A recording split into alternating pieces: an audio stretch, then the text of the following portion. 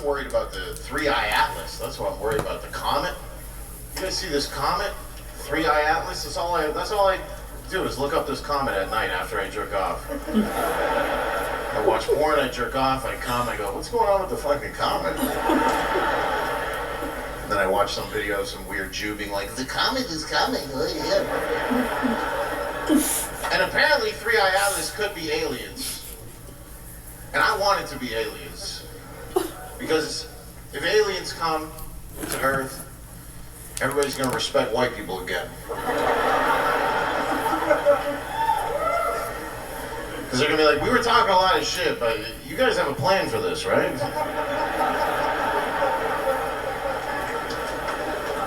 Even Jews, everybody hates Jews, but they're going to be like, well, look, we don't want you to exist, but can you figure this out?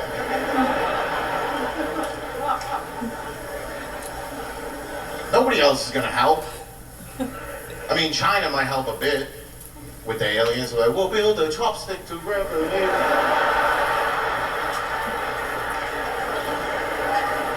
You know, the Canada arm is right there, but there's a chopstick. Ooh. You take the asteroid, and you dip it in some soy sauce. Ooh.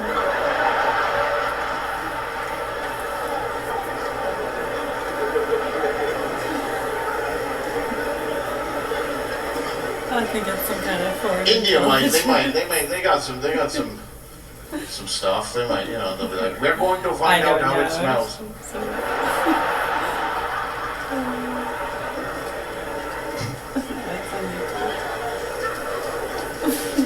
Africa, they're not going to help with the alien invasion. They're just going to be running around going, ooga, booga, booga.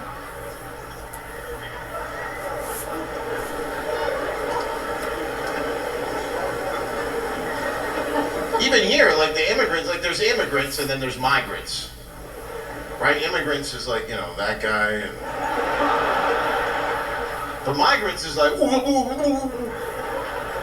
They won't know what the fuck's going on. They're gonna have to come to the whites and ask, ooh, ooh, what is that? They're coming from Alpha Centauri. You haven't heard about this? You didn't watch the latest Rogan? Muslims, I don't think Muslims are going to help with aliens. You know, Muslims, they can't really go to space. There's zero gravity, the burqa starts floating up.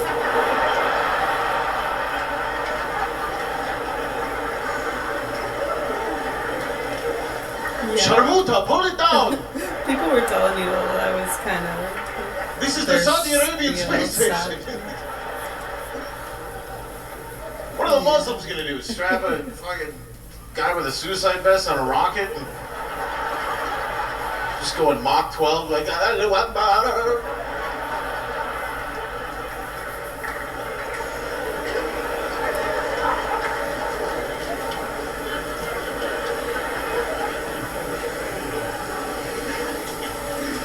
Maybe you know who's gonna maybe could help with the aliens? Zorhan Mamdani. Zorhan that sounds like an alien name to me. The planet Zorhan. And they're freaking out in America. It's just in New York. They're like, oh my God, I can't believe we have Zorhan Mamdani. It's like, it's still better than.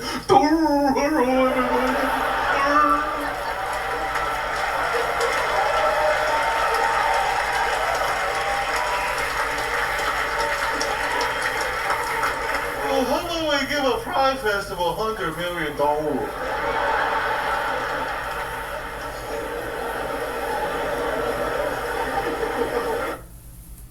They say this movement came out of nowhere. They don't know Maine like we do. This came out of a whole lot of somewheres. What's that? Oh, about that kind of being the spiel of some of those people. Yeah, it becomes like their spiel, and just and then they'll pass it off as a form of entertainment, or it's an assignment. And then when you get into the questioning of, well, how could anyone do that morally, ethically? It's the same way a lot of doctors and people and nurses and citizens went along with the vaccines, and COVID shots and stuff many knew to be dangerous. And a lot of doctors actually quit. Many opened up naturopathic shops. Some opened up dispensaries. Some went into completely different lines of work. Many were not able to do that. And some of them who know it's dangerous and they can't say anything and they wish that they could switch their career paths, but they can't. They can't afford to. Yeah, so I know, and it's so funny too because some people want to say, "Oh, which doctors is that?" Like, yeah, okay, we're gonna tell you what poor doctors would like to change their careers and feel immense guilt. You know that some doctors have committed suicide because of the guilt they feel about knowing the dangers of not just the vaccines but other things too sometimes. And they say when they realize the truth, having to face their colleagues and stuff too, many have committed suicide. And we've worked with a lot of people over the years in those kind of situations. But yeah, the same way, people at that level went along with a lot of the bullshit and investigations. 7-Eleven stings, as some call them. I know, it's all, investigation. It's just for entertainment. It's like a product, like how you get paid to promote a product that you might not really use, but it's what you got paid to promote. Yeah, exactly, like CoverGirl or something, oftentimes, a lot of times the celebrities, that became a joke. Like, they don't use CoverGirl.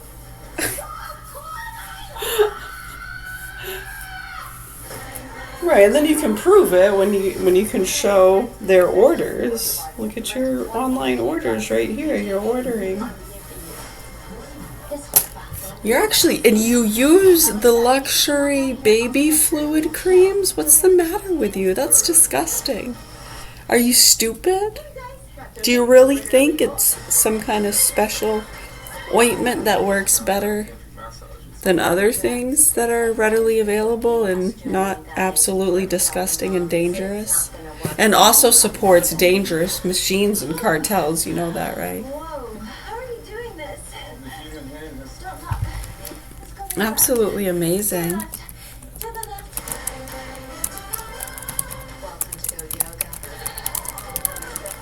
Yes. Well, then I can probably bring up a few of those specific cases if you want to send over some if you have any.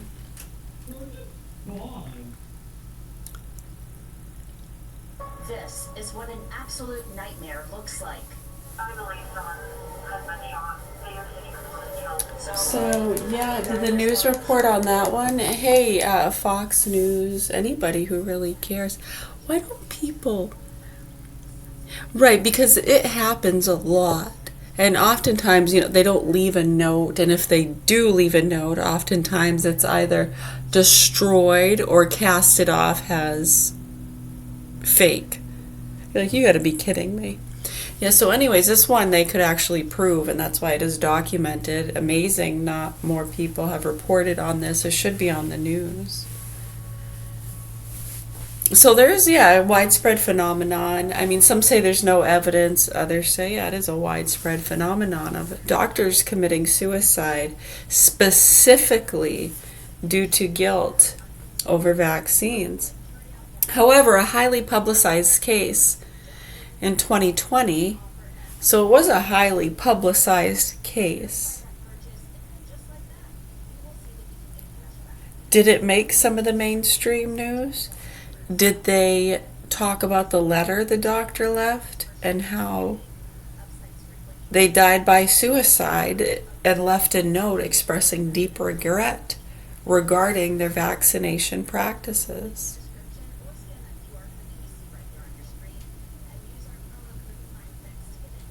Right, I know, and for some, it's vice versa in some cases. Found dead of a self-inflicted gunshot wound, September 2019. Dr. Van Koinis, Koinis.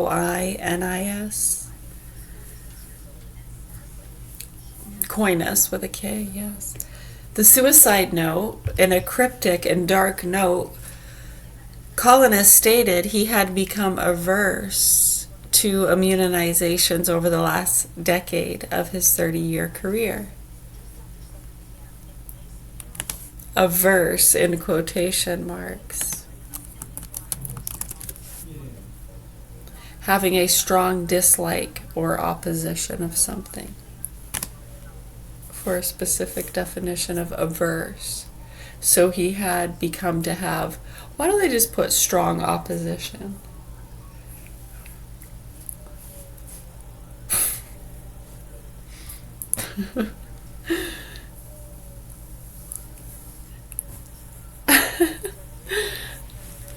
Yeah, so anyways, yeah, he had a 30-year career, and it was a very cryptic and dark note. He had become very strongly opposed and averse to immunizations. I know, you would think, how sad. And they cast it off as though that person was mentally ill, crazy, they were believing conspiracy theories. No. And they said the same thing about some private investigators and other doctors that died in freak accidents, suicide. Are you kidding me? People need to wake the fuck up. We're concerned about the children here in the hands of these sick fucking punks that make child and animal pornography. And druggies and people fearing the non-vaxxers and getting the Karens. All protect these fucking punks. They love all you fucking morons with your fear propaganda and your bullshit. And your inability to understand basic human biology is fucking really scary to a lot of us. And then your ghost and alien bullshit on top of it. Wow. And unbelievable, right? So yeah, regret and guilt. Investigators reported the note focused almost entirely on his regrets about his vaccination conduct, which allegedly involved falsifying records. Yikes. Authorities found evidence that he may have provided false documentation for patients who did not want their children vaccinated so they could attend school. Some patients also alleged he administered bogus or fake vaccines to children whose parents actually wanted them immunized. Right, so he was feeling so guilty about it, and people that don't have any of that power or control, and you look at what they were doing, and if you go back, 2005, 6, and 7, there's a lot of naturopaths and holistic doctors freaking out about it. Yeah, calling it an epidemic. Pretty scary. Right, so in the last decade of his life, he was feeling such guilt that he was providing false documentation so their kids could attend school. Right, because they were putting in mandates that the kids couldn't go to school unless they got their vaccinations. Right, exactly.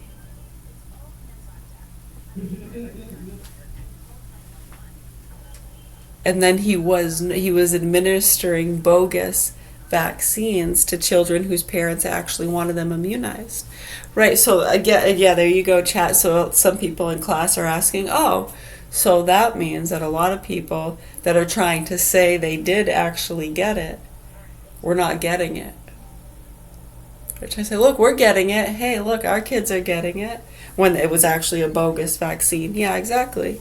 Oh yeah, they get right up on the stage. Look, we're getting it. Yeah, okay.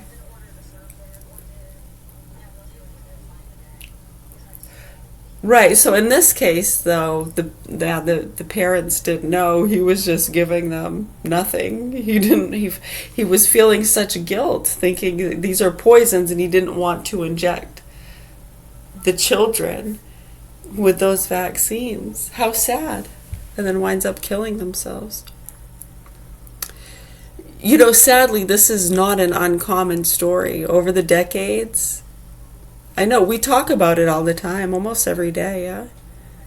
It's so sad how many good people and doctors have been killed or killed themselves, private investigators, right? So we're here in Augusta, Maine, Governor Hill Mansion. Yeah, my youngest two children that were vaccinated behind my back in 2013 after we'd already dealt with years. When you look at the track record and what's documented, for people to not be publicizing this on a national level and just educating themselves on the sidelines because they don't want to give too much attention to dirty mouth criminals like us, you know? Fucking sickos, dude. Psycho people, man. It's so bad, dude. It's so fucking bad what's happening here. Yeah, thank goodness, you know, we're able to be sarcastic and joke around. It's our defense mechanism. It's almost like a medicine as opposed to taking it out on society or punching a wall or ourselves in the face or letting it hurt our hearts too much. You know, you got to protect your heart, right? Yeah, it's actually part of our training. We were put on the programs when we were 18 in the year 2000. We're very well versed with a lot of these marketing and targeting groups.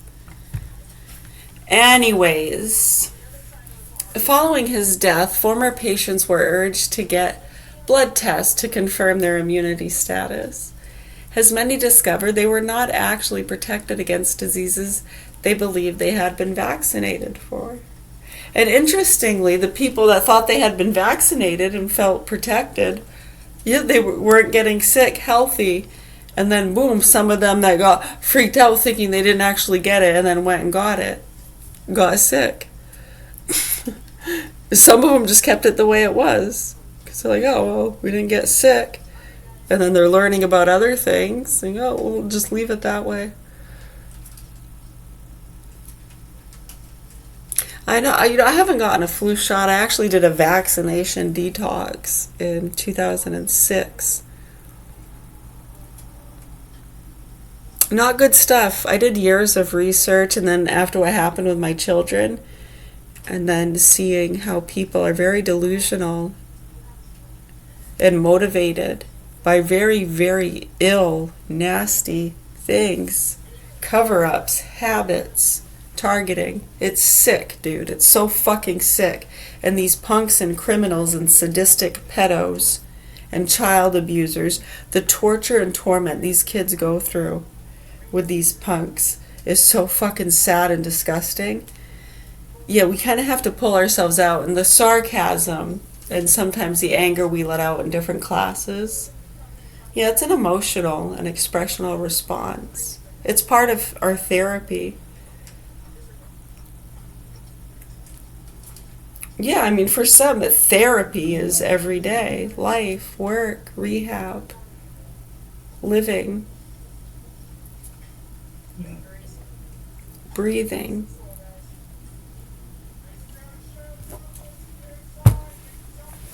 Yeah, no, there's a lot of people around here that don't seem to understand basic biology and human functioning and are over-medicating children and misdiagnosing and labeling their perception of symptoms. Just the outcasting. It's so sad and disturbing when you actually think about it. Right. So we're trying to help the hostages. These aren't the only children in the hands of sick punk pedos pushing out the child and animal pornography. Yeah, these children have already been abused. And yeah, and they're still being abused in different ways. Yeah, no, when you look at a lot of the abuse, I know many of you are well versed with watching that stuff, the investigators and the child pedo chasers and feeders. It's quite disturbing, actually. The level of watching and chasing watchers when we're like, hey, producer's right here, and they're protecting them. Yeah, it's insane. It's insane when you actually look into some of these cases and you see, what do they call that? The hoodwinked type situations.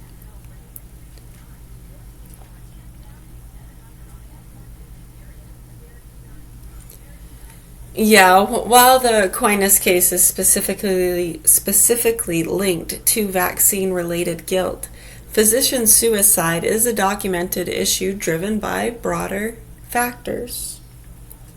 Doctors die by suicide at approximately double the rate of the general population. Professional stress, common factors include burnout, depression, and the fear of losing medical licenses due to mental health stigmas. Moral injury. Doctors often, I know, just over and over again, we're shown the importance of having these discussions. And when people won't even talk about it and they're promoting dangerous drugs and SSRIs and vaccines and all these things, it's so fucking disgusting and disturbing to us. It's enraged a lot of people beyond words for many years, long before COVID. Yeah, 2006, I know many had been fighting the good fight since the 90s with the whole AIDS debacle and bullshit, cancer stuff going on, you know? Yeah, it's pretty sick when you look at it.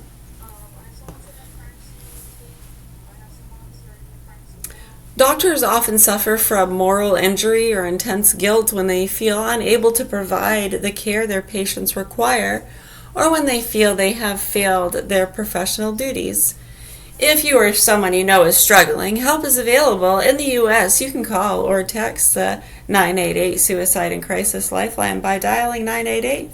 In the U.K., you can contact Samaritans at 166 123.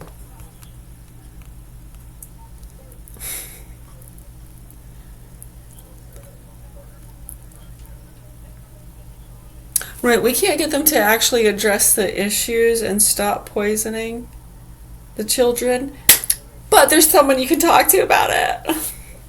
It's fucking psychos, dude. And we have medication to help numb you up, help you sleep and just not think about the torture being done to these children. Yeah, you know, like Blood Diamond.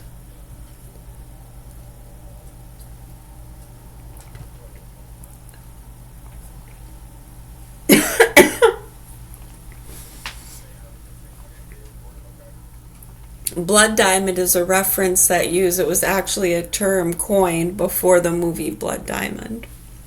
Yeah, with Nicolas Cage. And in that movie, they use an example of, it was over in Libya or something, yeah. And they would drug up the kids and soldiers so they wouldn't feel guilt or be able to kill without thinking about it, you know. Just do it. Check. Yeah, that was a coined term for quite a while when it came to the understanding of drugging up people to get them to do things.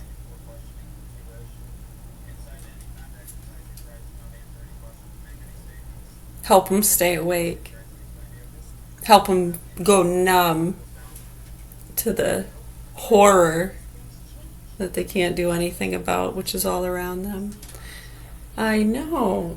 And then there are people that benefit from passing out all those drugs to help comfort you in your times of struggle and stress. Isn't it beautiful?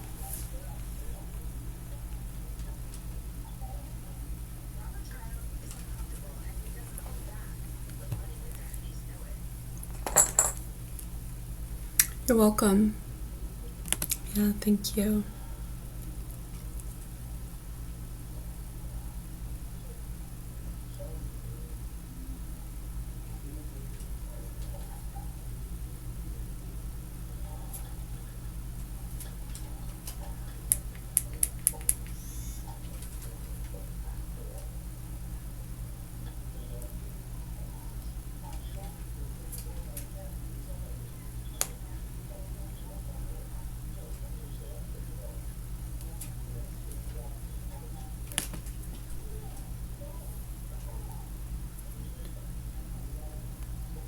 Hopefully, we sure hope so.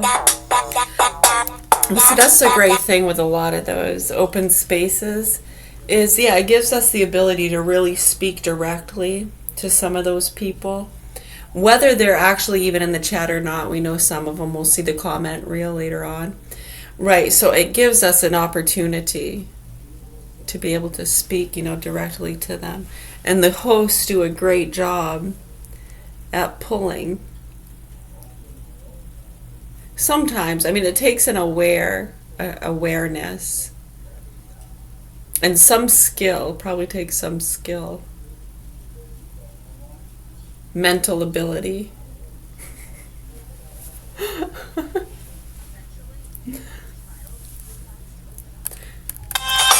Yeah, it helps a lot for the training classes that are watching and listening in on some of these cases, just to show them just the level of intricacy and networking that some of these groups are doing and how that affects a lot of the people in chairs that they try to use, you know, their popularity or reputations. And a lot of their businesses have been destroyed. They've been threatened because of what a lot of their people and moderators and things like that have been doing in between the lines. That's well known throughout those industries and traveling lines of information, marketing. Now, you remember Teen Magazine?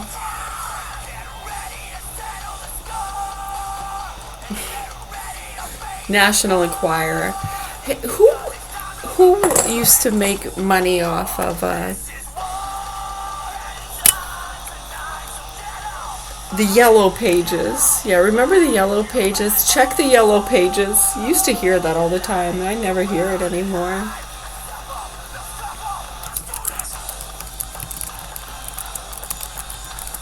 What year was the first phone book issued? That's a good question. Anyone want to take a guess at what year they think the first telephone book?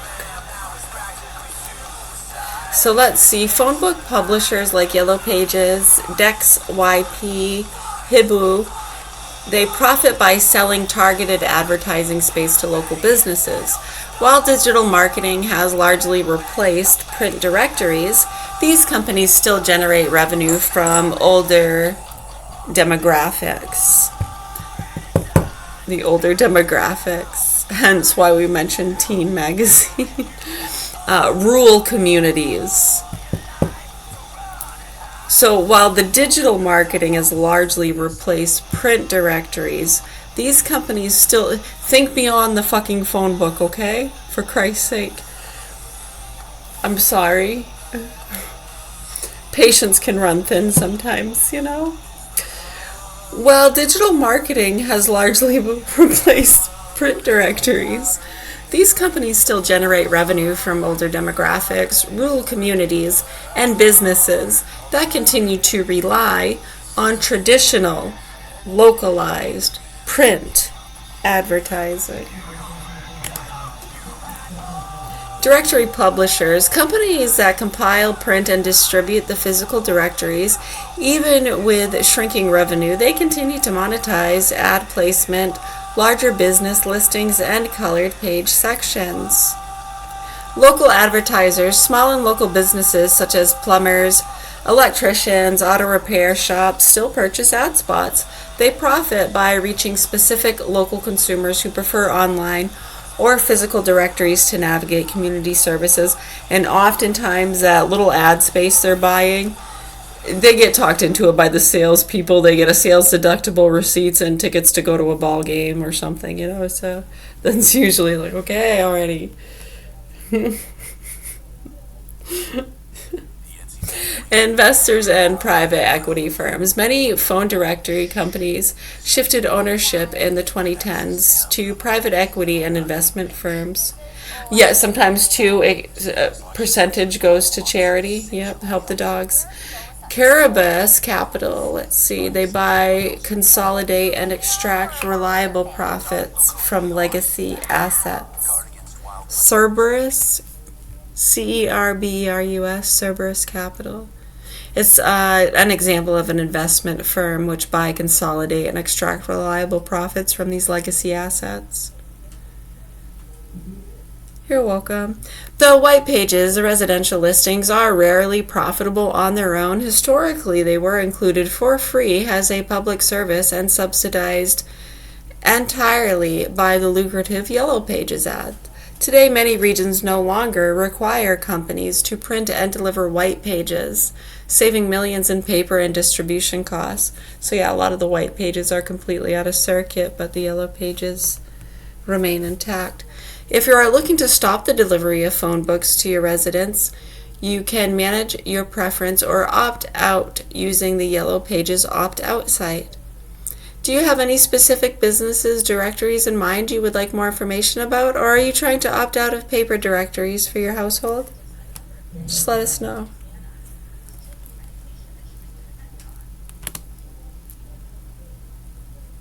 You know, the older phone books can actually have a significant value if you have any laying around, especially if they cover areas that have undergone major changes or no longer exist.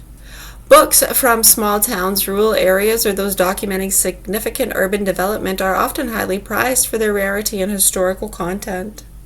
Who the fuck pays for that kind of shit, really? I mean, what are you collecting it for? Really? Oh, this is cool. I'm trying to understand the value. What could you possibly learn?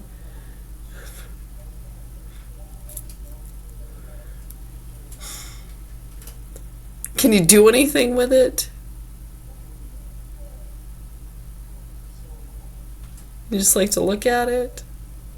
It's interesting. It is. It's kind of interesting. Preservation of, like they said, yeah, some places that didn't exist, some like to preserve. You're right.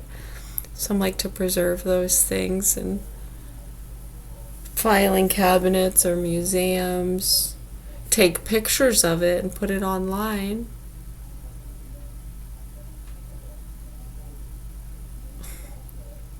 And it's in the cloud forever. I mean, what would it take for it to disappear? Because, I mean, once you take a picture of that, it's in the cloud forever. What would destroy it? Would you have to come up with like a whole new satellite system and destroy the other ones? Probably. Right, you would have to constantly maybe be putting up new satellites. I mean, for your own personal, yeah, if you have different IP lists that are directly attached and only they can't bounce to certain ones, it'll only ping to certain satellites or towers.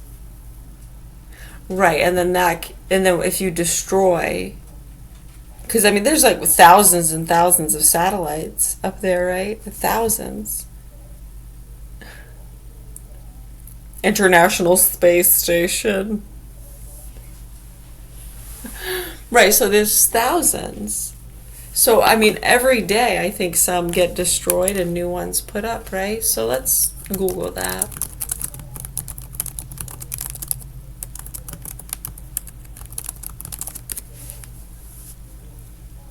About 10 to 12 satellites go into orbit every single day. 10 to 12 new ones, yeah. The daily rate is overwhelmingly driven by the deployment of massive commercial internet constellations like SpaceX's Starlink and Amazon's Project Kuiper, which launch dozens of satellites and single rocket payloads. How they built the pyramids, though. Right, so when you see a lot of the people that are involved with these businesses and things just totally flood the airwaves and their audiences and markets with promoting fear propaganda and dangerous products and ideas. It's pretty scary to a lot of people, but they're not breaking any laws, so. Well, some of them are, but you can't really do anything about it. We really don't care. I think for years we've said that you're going to have to look past a lot of shit if you actually want to help the hostages and children, which is where a lot of us are at. We are past that. We're in the great beyond, dude. We've lived full lives. We're at peace, motherfuckers. This is what we do. All right. Because these low Earth orbit satellites are frequently launched in bulk, but only have a lifespan of about 5 years, the launch and re-entry numbers are quite dynamic. Over 2,800 per year go up. breaks down to an average of around 7 to 8 tons of spacecraft being launched daily. Close to 20,000 pounds every day. There could be 10,000 active satellites orbiting the Earth at any given time.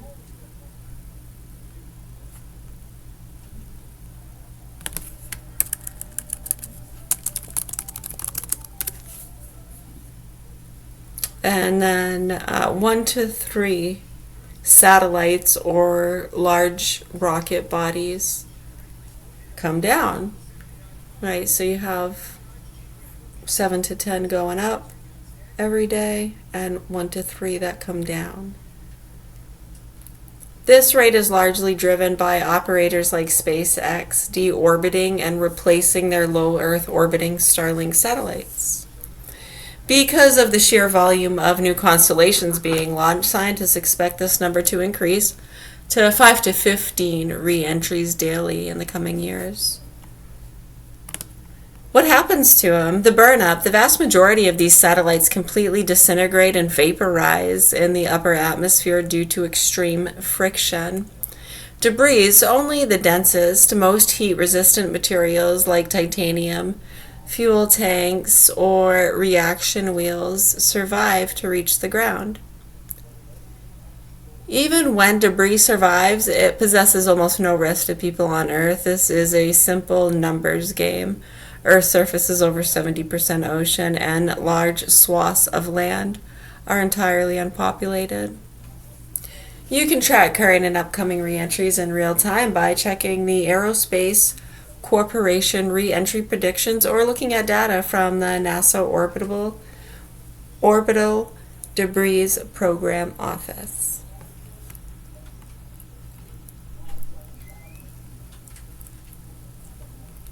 Yeah, it's pretty interesting stuff.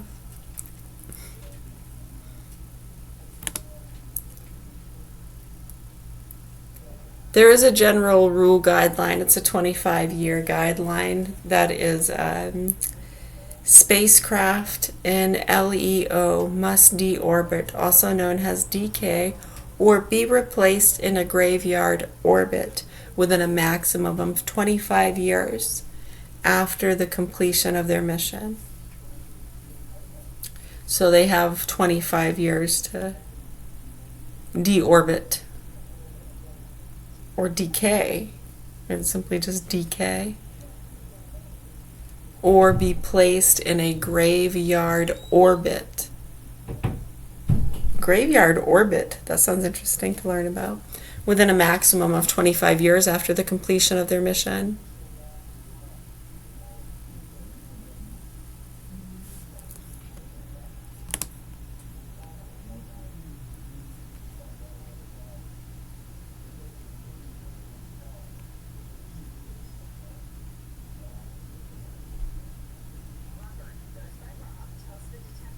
Yeah, very cool.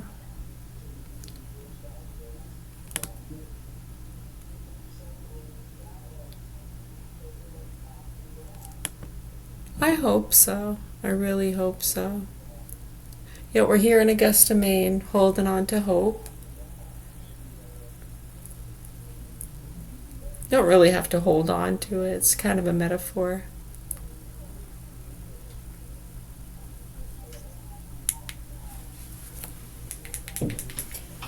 That means that we see other people are aware and also speaking out, so it helps to give us some hope to hold on to, and it also motivates us to stay strong and carry on. Right, because I mean, if there was no hope and we didn't think that people might actually address these things and help to expose these networks and help the children, yeah, we just take their motherfucking heads off. Yeah. Why the fuck live in a world and just watch the abuse literally happen blatantly right in front of your face? Fucking nasty people and druggies and pieces of shit gloating and toting, ignoring. Nasty fucking people that don't deserve to fucking breathe the air here.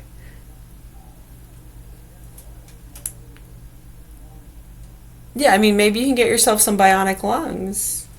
And you can say, oh, we don't have to breathe your precious air. We have our air tanks.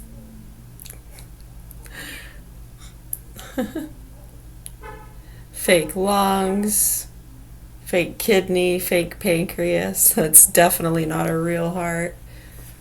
No fucking soul, dude. No fucking soul. Yeah, no empathy, total disregard for human life. It's so fucking sad, dude. It's so sad, the zombies and the nasty people around here protecting these pedophiles here at the Governor Hill Mansion with our children. Pedophiles, druggies, they like to torture and fuck little kids. They've already been abused in unspeakable ways.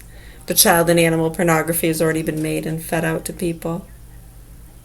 Yeah, how it's being ignored. I know it's being talked about a lot on those airwaves. It's being used in training classes all around the world. We know this. I know, we understand that. We're trying to get them to understand that. I love having these conversations with you because it really helps.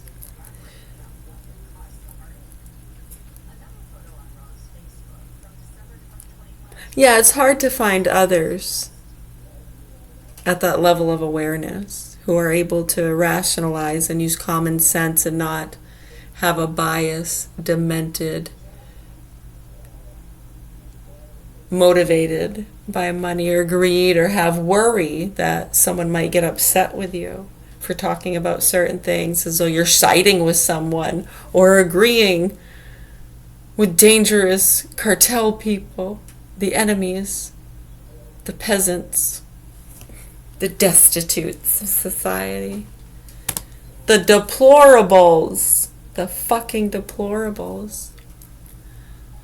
Oh man, huh?